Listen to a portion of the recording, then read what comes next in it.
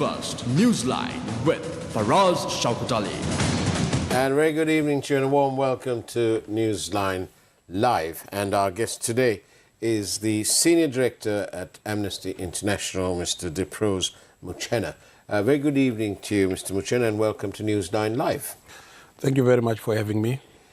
Thank you for coming. Amnesty International have chosen Sri Lanka to launch its annual report, so to speak, the global state of HR in Sri Lanka. Is that any special significance? Yeah, it is very important for us to be in Sri Lanka to launch the global report, but also launch our regional report. Sri Lanka hosts the regional office of Amnesty International in South Asia. South Asia is a significant geography of the world with at least a quarter of the world's population. Some of the exciting growth stories have come out of this continent, but also some of the worrisome human rights challenges have come out of this continent. And we thought that it was important, as we turned 62 this year, Amnesty International, to be based here and to speak with South Asians in general, with Sri Lankans in particular, as we launch this important document that assesses the state of human rights across the world. We'll come back to the state of human rights in this region in a minute, but I was wondering, Mr. Muchena, if you could tell us, what is the history of Amnesty International? Yeah, thank you very much. Amnesty is a people's movement. It is turning 62 years now, this year.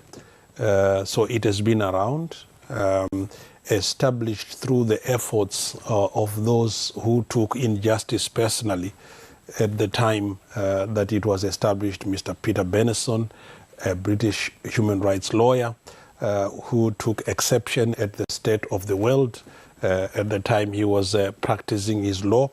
There is a story about him putting an op-ed in the British Observer, which was spotlighting the state of prisoners who were forgotten.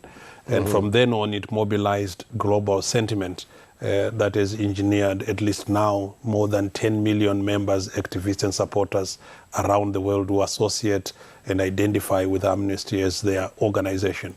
And we are now working in at least 78 countries around the world with 8 regional offices that cover significantly larger number of countries in one. And how does Amnesty International categorize someone as a prisoner of conscience?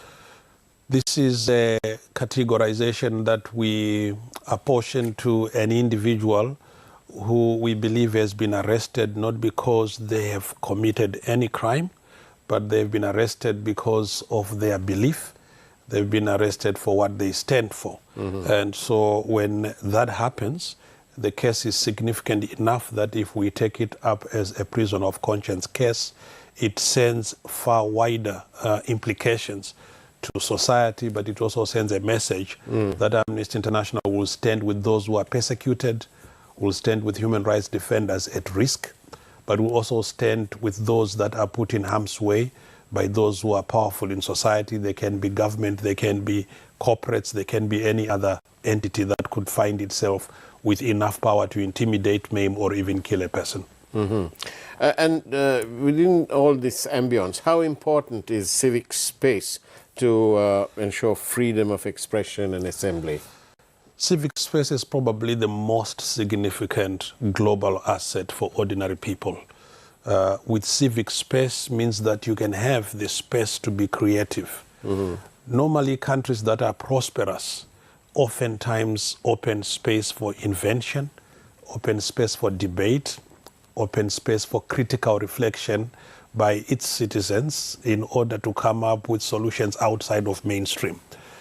So when we defend civic space, which in fact is the global priority of our global strategy now, we do so because we believe only when you are defending civic space can you enable enjoyment of rights, can you enable protection of rights, and can you enable interdependent solidarity between peoples of the world.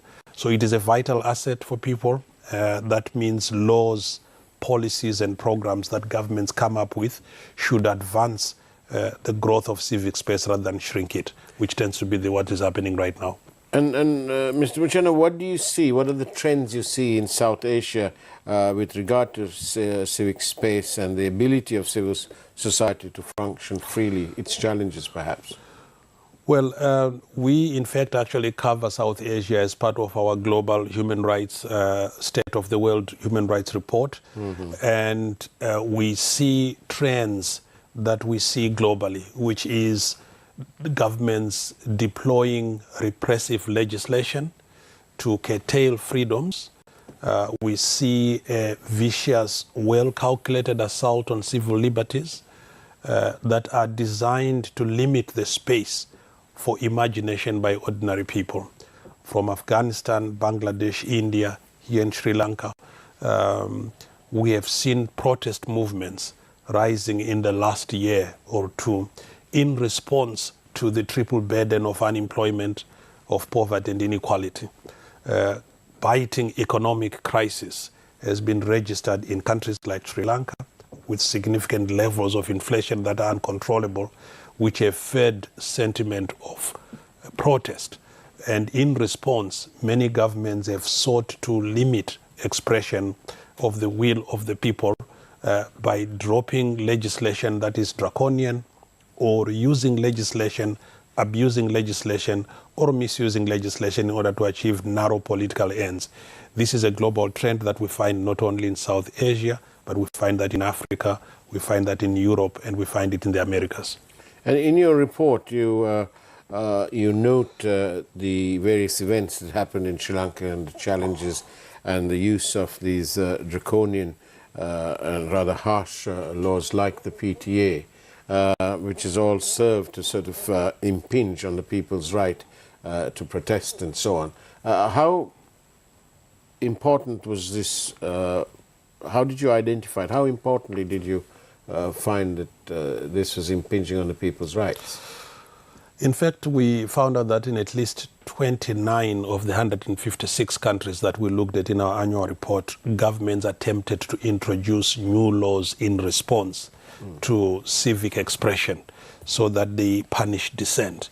We also found that in at least 77 countries of the 156 countries we looked at, governments attempted and in fact carried out arbitrary detention of human rights defenders, civil society leaders, union leaders, students, and ordinary people who were standing up for human rights.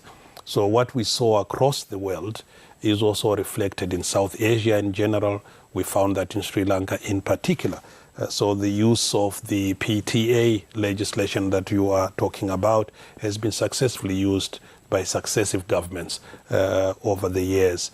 And we have been saying today in the launch of our annual report, it is time to reset the button and put human rights at the center of negotiations, of national conversations, of international conversations, because we are concerned with the double standards that are emerging around the world, in which on the one end you see a very united force of global superpowers in response to Russian aggression on Ukraine, but you don't see similar united force in response to crisis in Afghanistan, the crisis in Syria, and even when the protest movement was center stage in Sri Lanka here. And how do you deal, or how do governments react to, they may view this as meddling, but how does Amnesty International manage to survive and cope with governments that may not be entirely happy? First, we are independent of any government. Amnesty International is an independent global movement. It does not take money from any government in the world. It doesn't take money from corporates. It is a people-driven movement, provides support from its own resources. Our research is independently financed by members, and we stick to international human rights standards that we make expression when we do research. So we make findings in terms of international human rights law, to which many of the governments have signed up to. So all we are doing is reminding governments of what they have signed up to, but we also see ourselves as an entity and a movement that works with governments, because ultimately at the end of the day, the enactment of laws, of policies to effect changes in the real lives of real people will ultimately come from government. So we are not an anti-government entity. We are, in fact, a pro-human rights organization that believes that governments have a role to play. So we will constantly be reminding governments we see them as partners rather than as enemies. And thank you very much for your questions, 0772 300 305.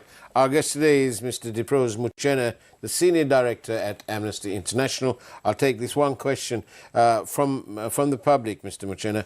Why does Amnesty International oppose the death penalty? Yeah, that's a good question. We are opposed to the death penalty because we see it as a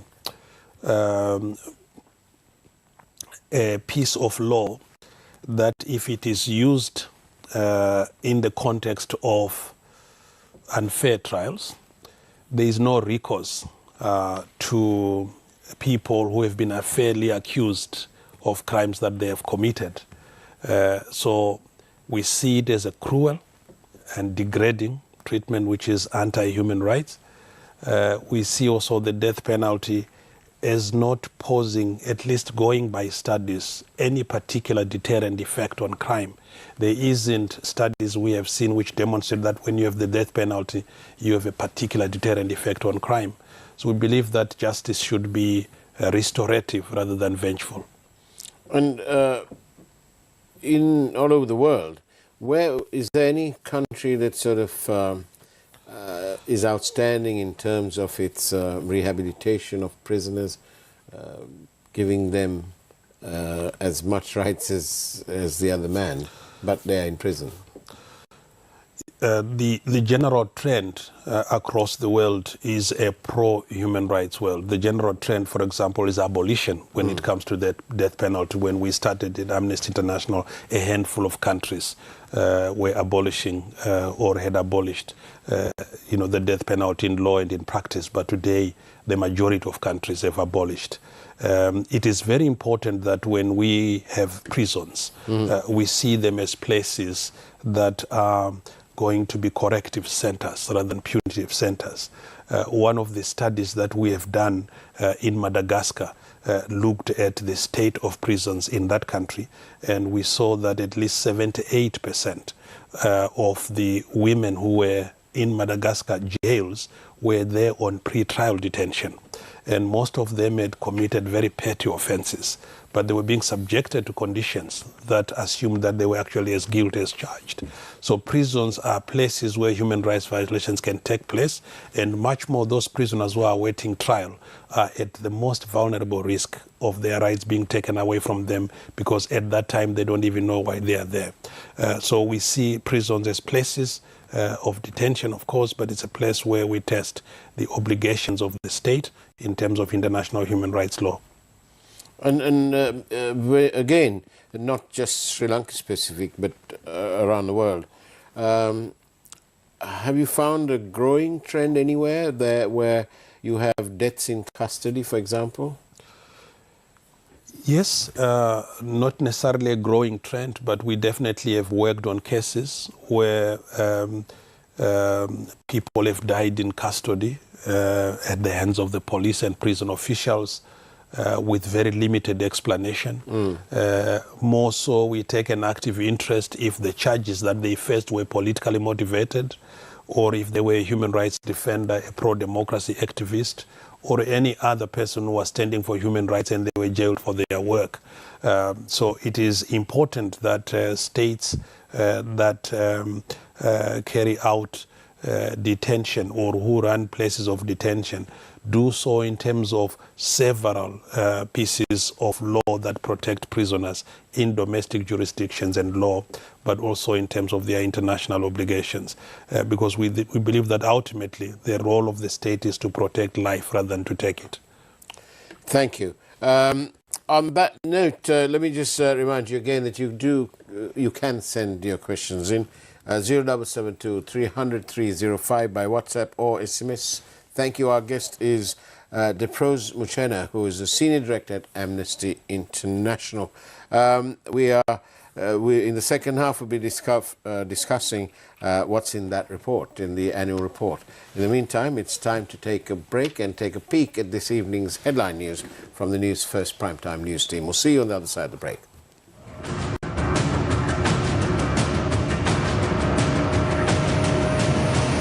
Newsfirst Newsline with Faraz Shaukat Ali. Petroleum trade unions go on strike. Fuel distribution from Kolonnawa hampered. Finance Minister sends charge sheet to Public Utilities Chief. Demands reasons to not terminate service within 7 days. මම මේ චෝදනාවලට බය නැහැ. මම මේ චෝදනා එනකම් බලන් හිටියේ. මේ චෝදනාවට මම උත්තර දීලා තියෙනවා. මේ පාර්ලිමේන්තුවේ ඒ ඡන්දයෙන් මාව අයින් කිරීමේ විශාල හැකියාවක් තියෙනවා. මම අපි දන්නවා කොහොමද පාර්ලිමේන්තුව වැඩ කරන්නේ කියලා. ඒ හින්දා මට කිසිම ප්‍රශ්නයක් නැහැ. Oil pipeline from India to Trincomalee. President says discussions underway. Amnesty International says Sri Lanka was one of the many countries that disrupted right to protest. Former COPE chairman alleges privatization is done to secure commissions. Sri Lankan airline එක ලංකාවේ මුලින්ම පෞද්ගලීකරණය කෙරුවා. ඒ වෙලාවෙත් කොමිස් මුදලක් ගියා. පෞද්ගලීකරණය රජයට ගත්තා. ඒ වෙලාවෙත් කොමිස් මුදලක් ආවා. Israel protests. Prime Minister Netanyahu delays legal reforms after day of strikes.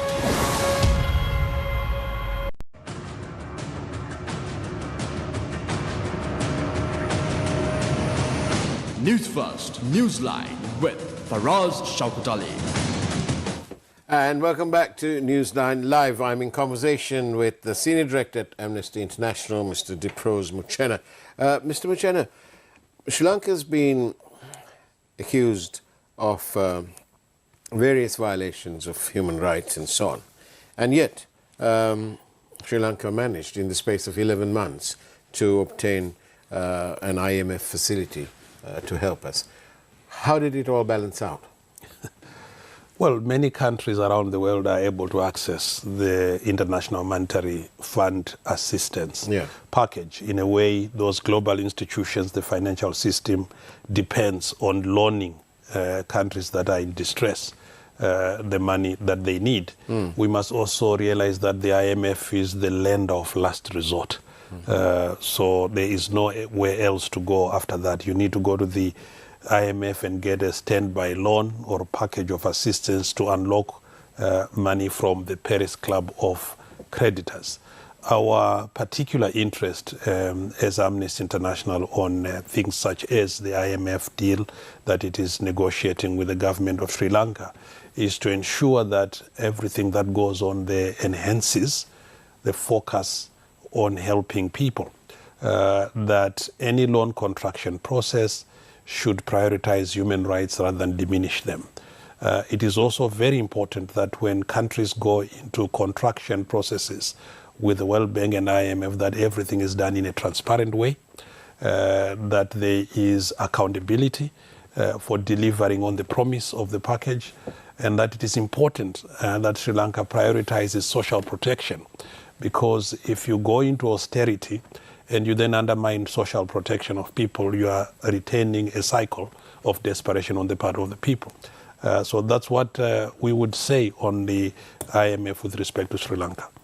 Thank you. And what about the other sort of pain in the side of the people of a certain section of community, gender rights? How does Amnesty, how Sri Lanka fared? And how does the region fare? In fact, it's a key call that we make in our global report, that not only did we see the double standards of the global international community responding through picking and choosing which human rights issue to stand for. And this is a continuation from the COVID days when they decided vaccine nationalism was also part of the menu in responding to a global pandemic. We have also seen that this repression, the deployment of draconian legislation in response to protest movement, heavily undermined the rights of women. We also saw that the rights of women were assaulted by those governments that were deciding that it is not legal for girls who are pregnant to continue with school, We also saw for countries like Pakistan that became really impacted by climate change through the heat wave and floods, that more often than not, the impacts on climate change on ordinary people became more gendered. So there is an overrepresentation of women when it comes to human rights violations, almost like a gendered impact of the violations of rights, whether it's repression of protest, whether it's climate justice issues, and whether it's actually delivery of healthcare and other services. Across the world, we documented the impact of these violations on women, and once again directing the governments to reset the button on protection, on prioritizing, and on targeting. And would this be the same for the LGBT community as well? How do you see that? Is there better tolerance or not at all, or is that in trouble? We saw fundamentally an assault on minorities, whether they are sexual minorities, whether they are religious minorities, countries like India, and the targeting of Muslim minorities. In China, it escaped international censor when it clearly violated and attacked the rights of Muslim minorities. LGBTI communities were also scapegoated, demonized in different parts of the world, and discrimination continued to be rampant, including caste-based discrimination in South Asia, in different countries of South Asia. But we also saw discrimination on the basis of race. So this double standards argument we are putting is clearly manifest when you look at people of racial minorities being targeted. So once again, we're calling on governments to work together and not pick and choose which human rights issue they stand for. We do not want to see the blueprint that we believe now is available in the world for protection of refugees. We saw the globe opening its doors to Ukraine fleeing refugees into Europe. We have not seen those doors opening for refugees from Syria, from Afghanistan, and from other countries that don't look like the people who are receiving the refugees. So we are calling on an international human rights protection system that addresses all these issues. To address them, you need global leadership, which is cohesive, which is inspirational, which sees beyond current crisis. And that is part of the challenge that we have had, that the traditional countries that have provided global leadership in the past have become so underwhelming and disappointing that now we are looking to the Prime Minister of Barbados, who is actually now a bigger voice on climate justice than ever before. We're looking to countries like Costa Rica, which during COVID time provided significantly inspirational proposals on reducing cost of technology to enhance access. We are looking at countries like Zambia, President Hakainde Hichilema, who is now a voice for democracy in Southern and Eastern Africa. And so the traditional countries have become those that are picking and choosing which case to stand for, and we are challenging them once again to show leadership in order to tackle the global crises that we are facing. And does Amnesty International get involved in things like, for example, the constant loss of life by immigrants trying to cross the English Channel? Definitely. We believe that governments around the world, especially those that are richer with more resources, have a international human rights obligation to protect those who are fleeing conflicts, to receive them and to put them in care that don't do further harm to them. And we now have a blueprint with respect to what we have seen. When political will is there, the global international human rights protection system functions. When political will is not there, the international human rights protection system falters. We have now seen that it is very possible for countries to absorb small populations of people who are fleeing conflict without jeopardizing their capacity to continue to provide services to their own people. And we are calling now on governments to do as they did to Ukraine refugees, to the Rohingyas, to Afghanistan, to people fleeing conflict in DRC, to people fleeing conflict in Ethiopia, and other countries that have not been prioritized globally. Because to continue to fail to imagine a society that protects vulnerable people and weak people is a real underwhelming show of a lack of leadership by countries that should be able to tackle issues such as migration problems. This is why we are seeing, even in the field of climate justice, the bigger countries with larger volumes of emissions are once again having to be dragged to the table to provide funding into the loss and damage fund, which has now been accepted as a way of dealing with the countries that are really vandalized by the vagaries of climate change, such as Pakistan here, such as Mozambique in Eastern Africa, such as Somalia, that are reeling from all kinds of crises related to climate change that you and I know they didn't cause, because their level of emissions, their level of CO2 emissions into the atmosphere is significantly lower to non-existent. No interview would be complete especially with a person of your standing, the Senior Director of Amnesty International, without asking you how closely Amnesty International is looking at the plight of the minority communities in Sri Lanka's northeast, who are subject to a 30-year war. Absolutely. An important priority for us is to support communities of people that are not in the mainstream, communities of people that have historically and successively been marginalized, been demonized, been scapegoated, been targeted. And they could be the Tamil people in Sri Lanka, there could be people with albinism in places like Malawi, there could be refugees, there could be Muslim communities around the world. So we see our role as standing with those who need protection. We see our role as those standing with those that need their voice to be amplified. We will spend a lot of time in this country talking with minority groups so that we are able to respond to them and be relevant to their plight. The strength of Amnesty International historically has been its ability to stand with those that need solidarity at a time when solidarity is really needed. For communities that you are referring to, solidarity is the currency of protection for them. They do not have anyone else. They do not have the big voice that others have. So groups like ours, who are committed to finding the truth, unearthing it and producing it and documenting it, communicating it, I can assure you that you will be finding us providing that active solidarity, not just solidarity, but active solidarity.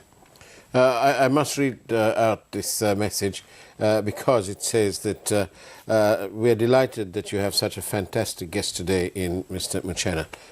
So, thank you, and right from the public, that you're actually here, and that Sri Lanka is not forgotten with its troubles and so on.